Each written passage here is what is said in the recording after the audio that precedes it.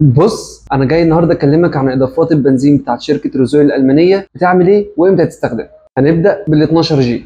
هتستخدمه لو موتورك جي دي اي، هيشيل الكربون والترسبات اللي بتبقى موجوده في التانك، يشيل الرطوبه، يعمل حمايه ضد التاكل، وبيقلل من استهلاك البنزين، وبيحمي عربيتك لو البنزين طلع فيه ميه. والاهم انه بيشيل الكربون اللي بيتكون على وش البستم بسبب الحقن المباشر. نطلع بعد كده على 30 جي. ليه ارقام مش بالترتيب كده؟ عايزين نلخبطها. بيعلي الاوكتين 8 درجات، بيخلي احتراق البنزين بشكل صح فيزود التسارع معاه. نطلع تاني لل 35 جي. ده بيبقى فيه ايثانول وميثانول عشان ما يعملش معاك رطوبه مع الاستخدام، ما فيهوش منجنيز ولا اي معادن، وبيزود معاك قوه المحرك، بيزود التسارع وبيعلي الاوكتين. نحود بعد كده لل 22 جي. بيشيل الكربون، بيشيل الميه من البنزين من خلال انه يخلي الميه اللي جواها تتحول لجزيئات صغيره جدا تطلع من العادم، وهتلاقيه بيقلل معاك استهلاك البنزين. اروح بقى لل 31 جي.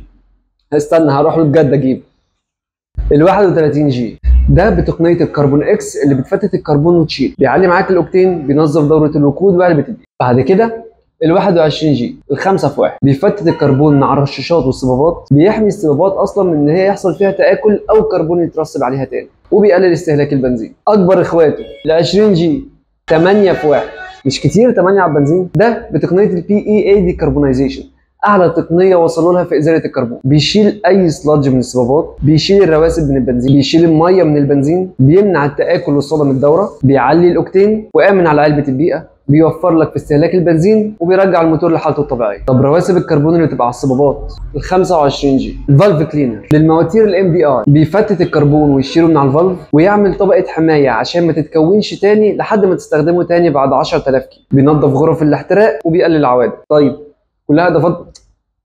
طيب طيب كل في دبانه رخمه. طيب كلها اضافات بنزين. الديزل ملوش نصيب؟ لا، الديزل ال 22 دي بينظف الرشاشات، بيحمي نظام الديزل من الصدى والتاكل، بيزود الاكسجين في غرف الاحتراق فيقلل استهلاك السولار، والمهم طبعا انه بيقلل الدخن السوداء. العبوه دي تكفي معاك لحد 60 لتر ديزل، وكفايه كده بقى عشان مبقاش ليا مكان في الكادر.